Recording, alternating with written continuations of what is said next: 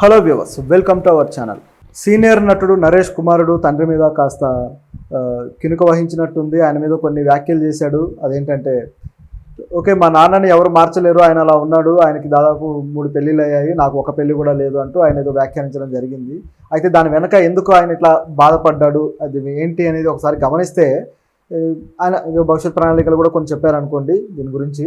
So ఈ నవీన్ ఎవరైతే ఉన్నారో మన నరేష్ కొడుకు, ఆయన గతంలో ఇంతకుముందు ఒక సినిమా కూడా చేశాడు. ఐ థింక్ నందిని నరసింహం అనుకుంటా. సో ఆ సినిమా పెద్దగా ఏం ఆడలేదు, హీరోగా చేసింది. కానీ మంచి టెక్నీషియన్ ఆయన.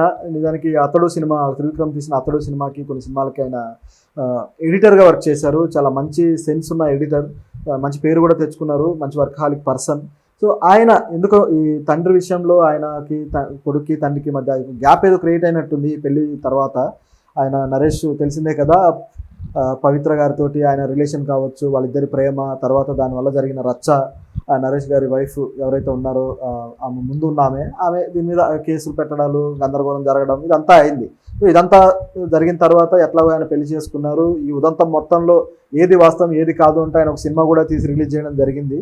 సో ఇదంతా చూసాం మనం. అంటే అందరికీ క్లారిటీ ఇవ్వదలుచుకున్నారు. ఊరికే ఎవరికి నచ్చిన వ్యాఖ్యలు వాళ్ళు చేయకుండా, ఎవరికి నచ్చింది వాళ్ళు రాయకుండా ఏదో క్లారిటీ ఇచ్చే ప్రయత్నం చేశారు. సో ఇలా ఆయన నరేష్ గారు ఒక లైఫ్ స్టైల్ గడుపుతూ వచ్చారు. సో మొదటి నుంచి కూడా ఆయన ఒక జాయ్ఫుల్ పర్సన్గానే కనిపిస్తున్నాడు.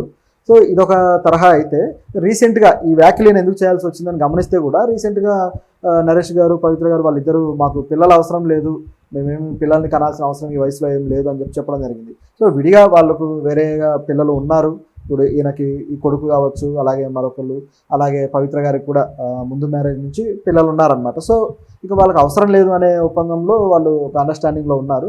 అయితే ఈ రీసెంట్గా ఆ విషయం ఎప్పుడైతే వాళ్ళు వ్యాఖ్యానించారో ఆ తర్వాత రోజే నవీన్ ఇట్లా వ్యాఖ్యానించడం జరిగింది. ఏంటంటే, మా నాన్న ఎవరు మారుస్తారు, ఆయన ఏం మార్చలేము, పరిస్థితుల్ని మార్చలేము, ఈ సంఘటనలన్నీ జరిగినప్పుడు నేను బాగా డిప్రెస్ అయ్యాను కూడా అని చెప్పి ఆయన చెప్పడం జరిగింది. సో డిప్రెస్ అయ్యి బాగా వెయిట్ గెయిన్ అయ్యి సో కొంత ఇబ్బంది పడ్డారు అని చెప్పేసి బాగా వార్తలు వచ్చాయి. ఆయన కూడా అది ఒప్పుకున్నారు నిజమే అని చెప్పేసి.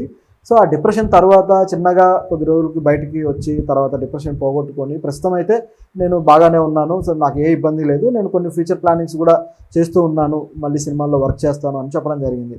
మరి ఆయన నిజంగా సినిమాల్లో వర్క్ చేసేటట్లయితే ఆయన ఎడిటర్గా చేస్తారా, యాక్టర్గా చేస్తారా, లేకపోతే ఇంకేమన్నా వాళ్ళ అమ్మమ్మలాగా డైరెక్షన్ చేస్తారా, ఏం చేస్తారో తెలియదు కానీ బట్ చెప్పడం అయితే జరిగింది.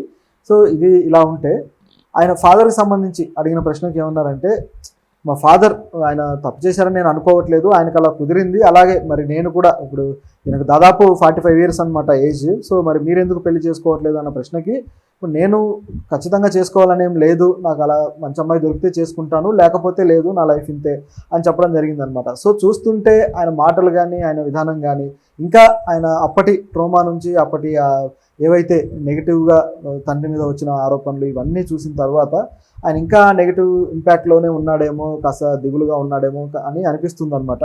సో ఆయన త్వరగా బయటకు వచ్చి మళ్ళీ ఆయన సినిమా కెరీర్ మొదలు పెడితే బాగుంటుంది. లేకపోతే ఇదే ఎవరైనా సరే ఒక ఒంటరితనం లేదా లోన్లీనెస్ ఎప్పుడైతే ఫీల్ అవ్వడం మొదలు పెడతారో, సో అప్పటి నుంచి తెలియకుండానే చిన్నగా డిప్రెషన్కి గురయ్యే అవకాశం లేకపోలేదు. సో అది బయటికి రావాలి అంటే మాత్రం ఖచ్చితంగా ప్రొఫెషనల్ వర్క్, పైగా ఇది క్రియేటివ్ వర్క్, సినిమా అంటే అంత క్రియేటివిటీ ఉండే వర్క్, క్రియేటివ్ వర్క్లో పెడితే ఆ డిప్రెషన్ నుంచి బయటపడడం కూడా చాలా ఈజీ.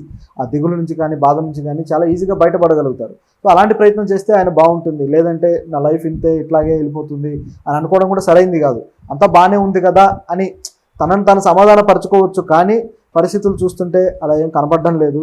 సో తను ఏదో ఒక చర్యలు తీసుకొని ఇంకా బెటర్గా తన సినిమాల నుంచి అవుట్పుట్ తీసుకొస్తే బాగుంటుంది. అట్లాగే తన పర్సనల్ లైఫ్ గురించి కూడా ఎక్కువ, యాక్చువల్గా వాళ్ళు బాగానే ఉంటారు కానీ మీడియానే ఊరికే ఏదో ఒక వార్తలు వాళ్ళని గిల్లి ఏదో ఒకటి రాసి ఇవ్వడం వల్ల అవి చదివి డిప్రెస్ అయ్యే పరిస్థితులు ఎక్కువ కనిపిస్తున్నాయి. నిజానికి పర్సనల్ లైఫ్లో ఏమి ఉండదు, వాళ్ళకి అంతా అండర్స్టాండింగ్ బాగానే ఉంటుంది, ఎవరైనా కావచ్చు. కానీ ఎప్పుడైతే మీడియా ఈ వార్తలు వండి ఇది వీళ్ళు ఇలా వాళ్ళు అలా అని రాసి ఈ సర్క్యులేట్ చేస్తుందో రూమర్స్, అప్పుడు అవి చదివిన సన్నిహితులు కావచ్చు, వాళ్ళు చేసే వ్యాఖ్యలు, లేదా వాళ్ళు ఏంటి వీళ్ళు ఇలా ఆలోచిస్తారా, ఏంటి వీళ్ళు ఇలా ఉంటారా, ఈ సెలబ్రిటీ ఇలాంటి వాళ్ళ, ఆ సెలబ్రిటీ ఇంత నెగిటివ్గా ఉంటారా, ఇంత బ్యాడ్గా ఆలోచిస్తారా అంటూ ఏవేవో వ్యాఖ్యలు, ఏవేవో ఇష్టానుసారం ఆర్టికల్స్ రాసినప్పుడు అవన్నీ చదివితే వాటి వల్ల డిప్రెస్ అయ్యే పరిస్థితి ఉందన్నమాట. ఎందుకంటే ఇది డిప్రెషన్కి అసలైన కారణాలు వేరే ఏమి ఉండవు. సో ఈ విధంగా అప్సెట్ అయిపోయి కాస్త దిగులు పడే అవకాశాలు కనిపిస్తున్నాయి చాలా మందిలో. ఇప్పుడు సినిమా సంబంధించి ఈయననే కాదు, అనేక మంది కూడా ఇలాంటి వాటికి గురవుతున్నారు అనమాట. ఇప్పుడు సమంత విషయంలో కూడా ఆమె అనారోగ్యం కారణంగా కొన్ని విషయాలు షేర్ చేసుకున్నప్పుడు సోషల్ మీడియాలో దాన్ని కూడా బాగా ట్రోల్ చేశారు అనేక మంది. ఏంటి ఆమెకి అనారోగ్యం సినిమా రిలీజ్ అయ్యేటప్పుడే వస్తుందా, ఆమె బాధలన్నీ సినిమా రిలీజ్లో అప్పుడే చెప్తారు అని చెప్పేసి. ఆమె పత్రికల ముందుకు ఎప్పుడు రావాలనుకుంటే అప్పుడే వస్తారు, అప్పుడే చెప్తారు. ఆ అవకాశం అది అలా ఉంది. అది అర్థం చేసుకోకుండా ఇష్టానుసారం మాట్లాడడము సోషల్ మీడియాలో, అట్లాగే వార్తలు కూడా అలాగే రాయడము. పత్రికలన్నా సంయమనం పాటించాలి, కానీ పాటించవు.